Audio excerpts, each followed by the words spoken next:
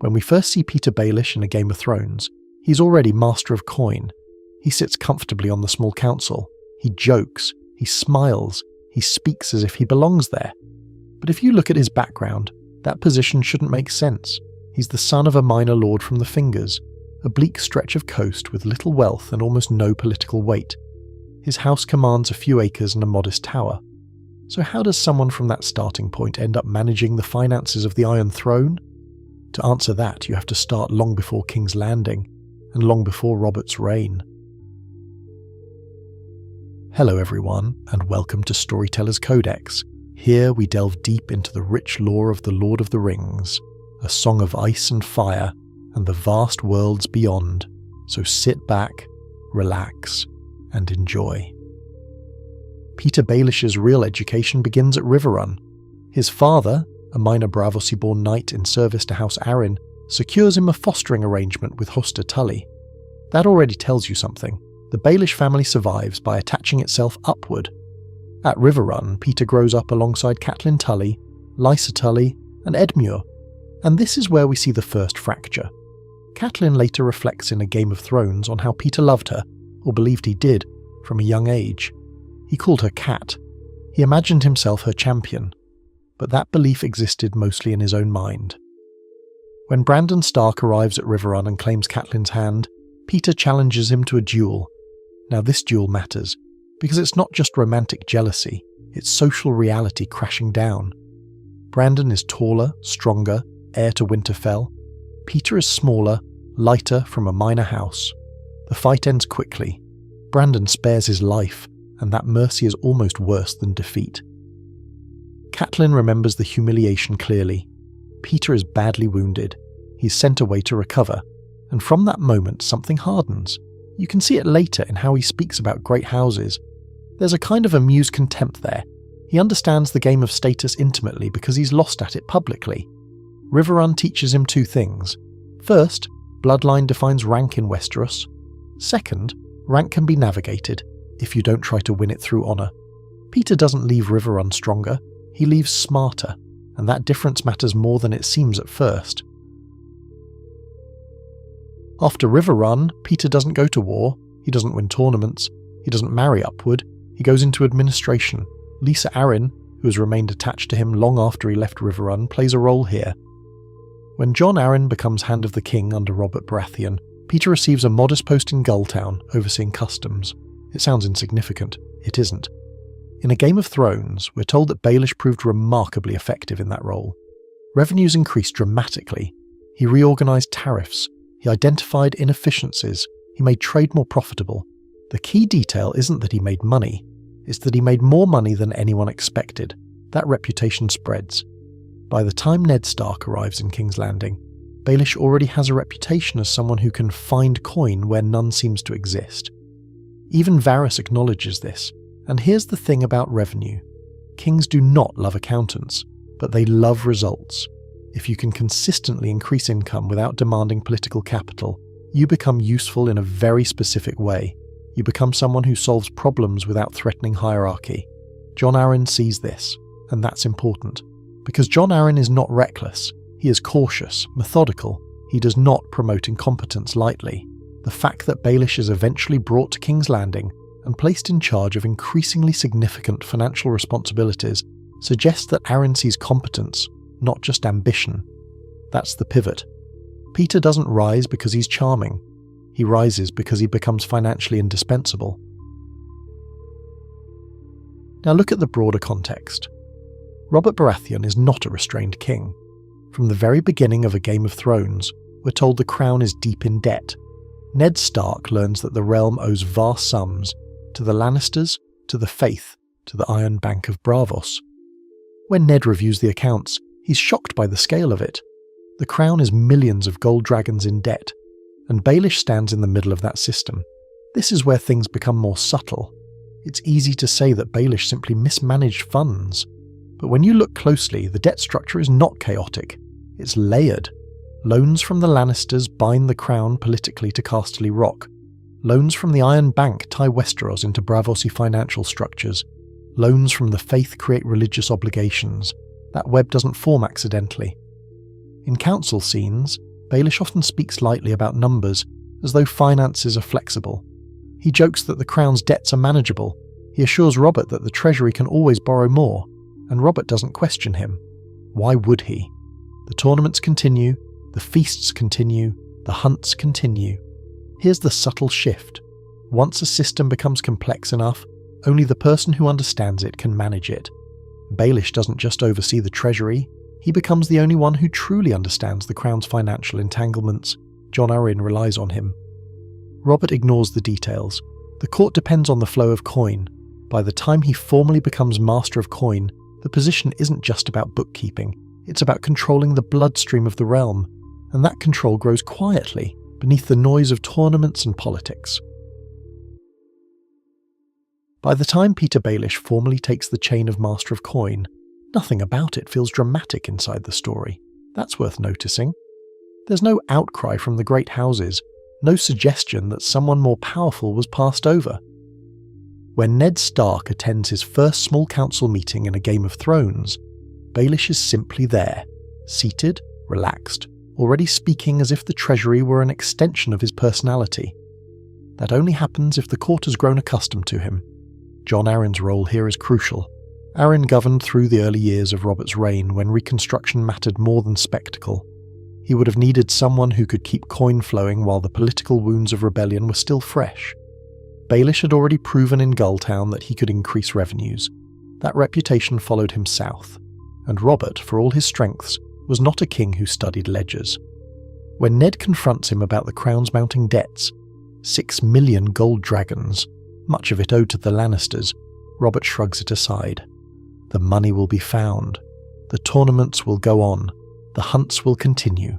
That indifference creates space, because once the king disengages from oversight, the man who understands the books becomes the only one capable of navigating them.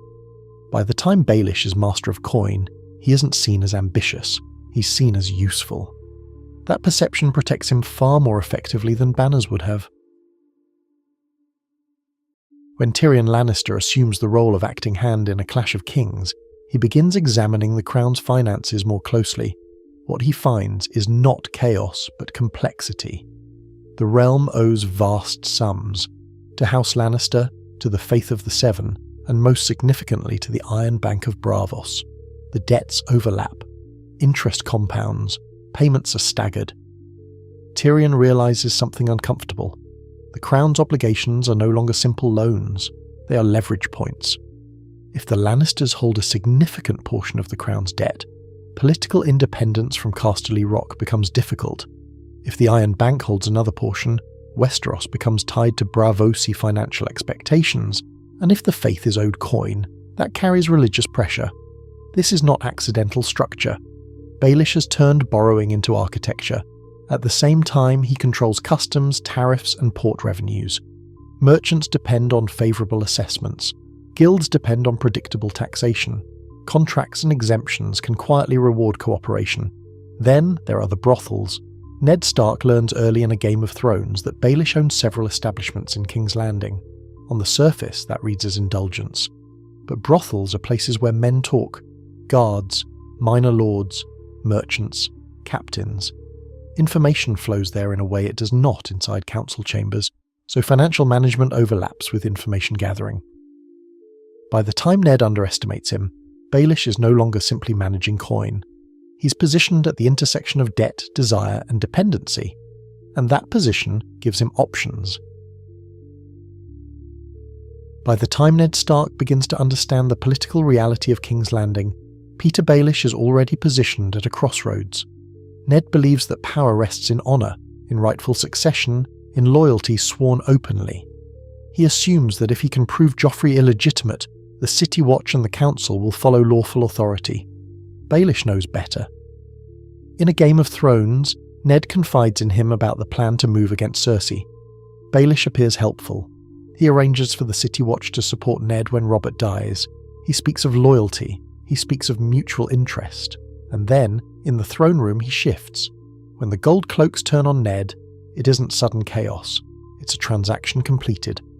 Baelish has secured Janos Slynt's loyalty with gold and advancement.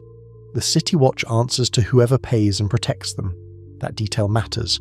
It shows that Baelish's financial authority has already translated into military leverage. After Ned is seized, Baelish leans close and says, "I did warn you not to trust me." That line is often quoted because it sounds theatrical, but the context around it is more revealing than the line itself.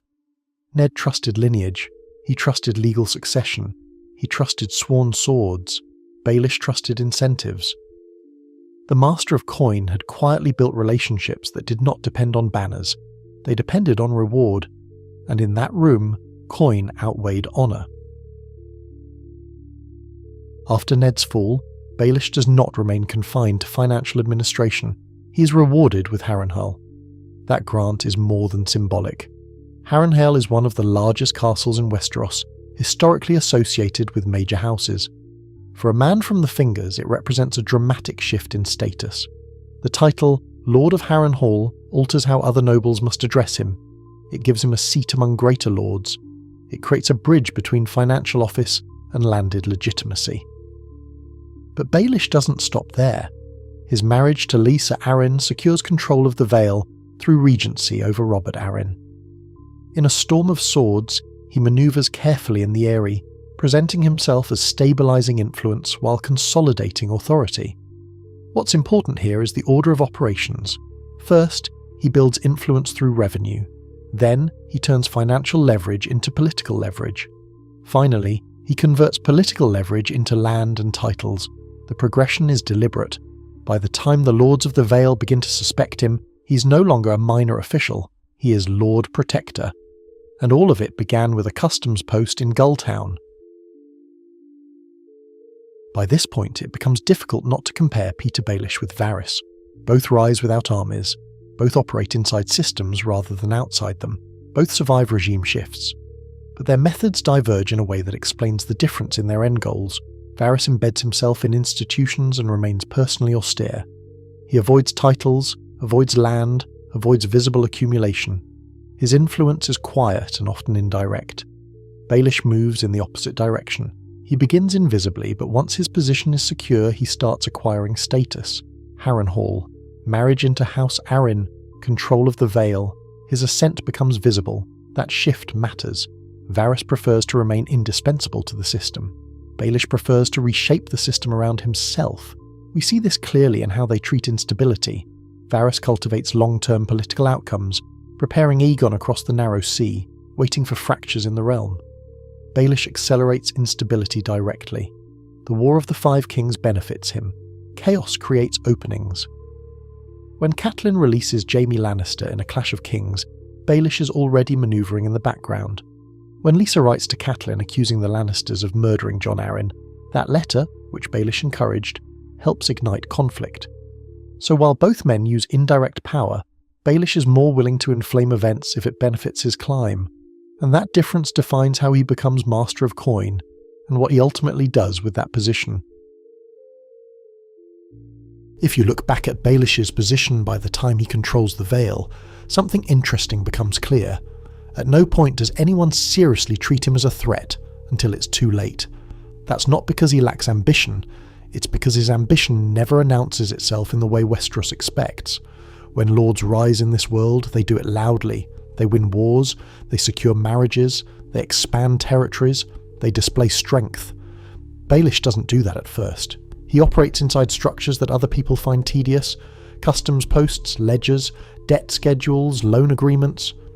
Robert doesn't want to think about debt. Jon Arryn wants the books balanced. The great houses want influence at court. No one wants to audit the machinery. And that's the space Baelish occupies. By the time the crown owes millions of gold dragons, the question is no longer whether the system is healthy. The question becomes who understands it well enough to prevent collapse, and that answer keeps pointing back to the same person.